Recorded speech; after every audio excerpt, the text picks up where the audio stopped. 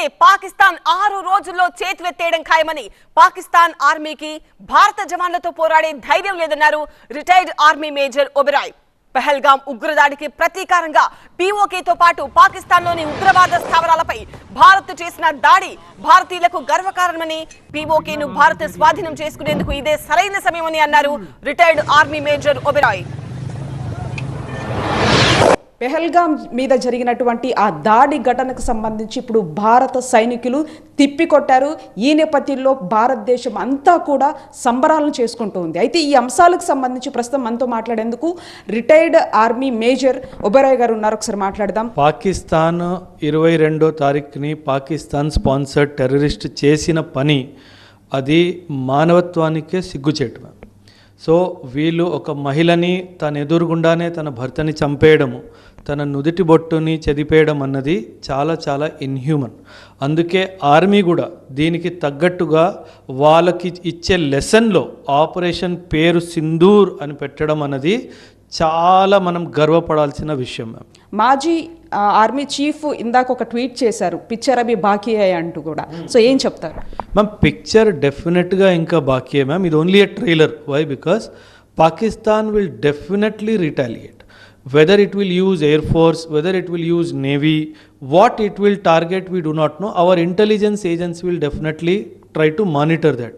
మనం మ్యామ్ ఈ అటాక్లో కొన్ని విషయాలు చాలా క్లియర్గా అర్థమైపోయింది. ఏంటంటే Pakistan's air defence system is an utter flop. ఇది క్లియర్గా అర్థమైపోయింది. రెండోది, మన మిజైల్స్ వెళ్ళి అక్కడ స్ట్రైక్ చేసిన తర్వాత కూడా ఇప్పటికొచ్చి Pakistan's air force has not responded అంటే మన ఎయిర్ ఫోర్స్ పాకిస్తాన్ ఎయిర్ ఫోర్స్ని కంట్రోల్ చేసేసింది అన్న విషయం కూడా చాలా క్లియర్గా అర్థమవుతుంది. బట్ డెఫినెట్గా పిక్చర్ అవి బాకీ హే. మన స్టాండింగ్ ఆర్మీ స్ట్రెంగ్త్ 14 లక్షలు మేడం.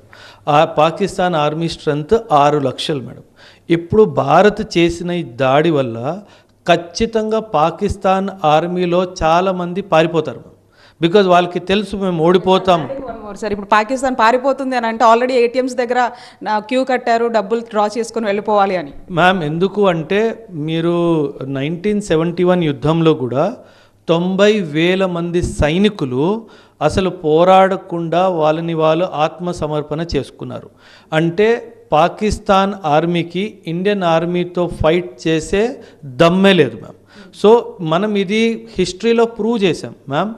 93,000 సోల్జర్స్ని మనం 3 సంవత్సరాలు తిండి పెట్టాం. సో వాళ్ళని ఎటువంటి హాని చేయకుండా 3 సంవత్సరాలు మనం వాళ్ళని ఫుడ్ పెట్టి తర్వాత వాళ్ళని పీస్ఫుల్గా హ్యాండ్ ఓవర్ చేస్తే వాళ్ళు ఇది మనకు తిరిగి ఇచ్చింది. సో పాకిస్తాన్ని నమ్మడానికి అస్సలు వీల్లేదు మ్యామ్. అండ్ ఖచ్చితంగా 6 లక్షల్లో మినిమం 2 లక్షల మంది పారిపోతారు మ్యామ్. సో పాకిస్తాన్ ఒకవేళ ఇండియా పాకిస్తాన్కి ఫుల్ ఫ్లెష్డ్ వార్ జరిగిందనుకోండి మ్యామ్, మ్యాక్సిమం 6 నుంచి 8 రోజులు మ్యామ్. దానికంటే ఎక్కువ పాకిస్తాన్ అసలు ఇండియాని తట్టుకోలేదు. సో పాకిస్తాన్కి అంత ధైర్యం కూడా లేదు. ఇవి టెర్రరిస్ట్ ట్రైనింగ్ క్యాంప్స్, వాళ్ళ హెడ్ క్వార్టర్స్, వాళ్ళ ట్రైనింగ్ సెంటర్స్.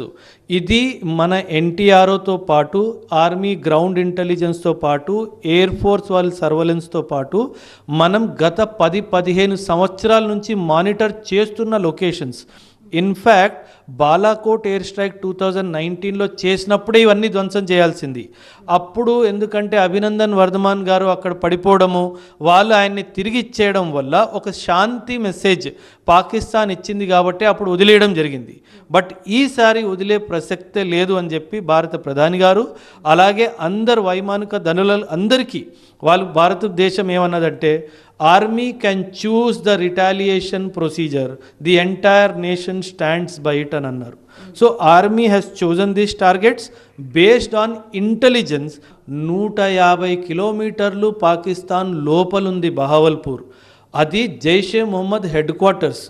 జైషే మొహమ్మదే 2008 మన మీద దాడి, ఇందులో లష్కరే తైబా జైషే మొహమ్మద్ కలిసి 2019 ఊరిలో జరిగిన దాడి. ఈ Jaish-e Mohammed, Lashkar-e Taiba, the resistance force ఇవన్నిటికీ సంబంధించిన training centres and training headquarters. So మనకు యునైటెడ్ నేషన్స్ కూడా హక్కు ఇచ్చింది, నువ్వు ట్రైనింగ్ సెంటర్స్ని ధ్వంసం చేసుకో, నువ్వు చేస్తున్నది కరెక్ట్, నేను మీతో నిల్చున్నాననే మాట చెప్తుంది. బ్లాక్అవుట్ అనేది ఒక అంశాన్ని కూడా తీసుకొని వస్తున్నారు. సో ఏ విధంగా ఈ ఆపరేషన్, ఈ డ్రిల్లో వాళ్ళు పాటించాలి అంటారు? మ్యామ్ సింపుల్, ఎవరైతే ఫర్ ఎగ్జాంపుల్ మీ ఏరియాలో సైరన్ మోగుతుంది, లాంగ్ సైరన్ మోగుతుంది అంటే మేబీ పాకిస్తాన్ చెందిన ఎయిర్ ఫోర్స్ అక్కడ ఏమైనా బాంబు వేయడానికి ప్రయత్నిస్తుందేమో. సో ఇమీడియట్గా మీరు ఇళ్ళలోకి వెళ్ళి షెల్టర్ తీసుకోవాలి, ఓపెన్లో ఉండకూడదు. అదొకటి మొదటిది. రెండోది, బ్లాక్అవుట్ చేస్తున్నారు అంటే పాకిస్తాన్ ఎయిర్ ఫోర్స్కి గ్రౌండ్లో ఉన్న టార్గెట్ కనిపించకుండా ఉండాలి అన్న ఉద్దేశంతోనే భారత ప్రభుత్వం ఎలక్ట్రిసిటీ డిస్ట్రిబ్యూటర్స్ ద్వారా పవర్ని ఆఫ్ చేస్తుంది. అప్పుడు భారత పౌరులు ఏం చేయాలంటే వాళ్ళ ఇన్వర్టర్స్ కూడా ఆన్ చేయకూడదు, దాన్ని కూడా మూసేసి ఖచ్చితంగా చీకటిని పాటించాలి. ఈ 9 టార్గెట్స్ మనకి ఇప్పుడు కనిపించాయి ma'am.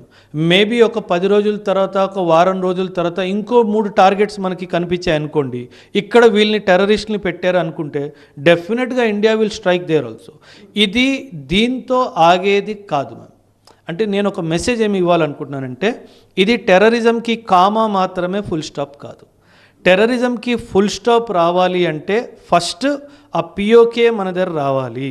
This is the right time to take back PoK. ఇప్పుడు చేయకపోతే ఇంకా అది ఎప్పటికీ కాదు. రైట్, మొత్తానికి ఇది పరిస్థితి. ఓవరాల్గా కూడా పిక్చర్ అవి బాకీ అయ్యి అంటూ కూడా మేజర్ ఒబెరాయ్ చెప్తూ ఉన్నారు. వీడియో జర్నలిస్ట్ హరితో కలిసి జ్యోతి టీవీ 9 హైదరాబాద్.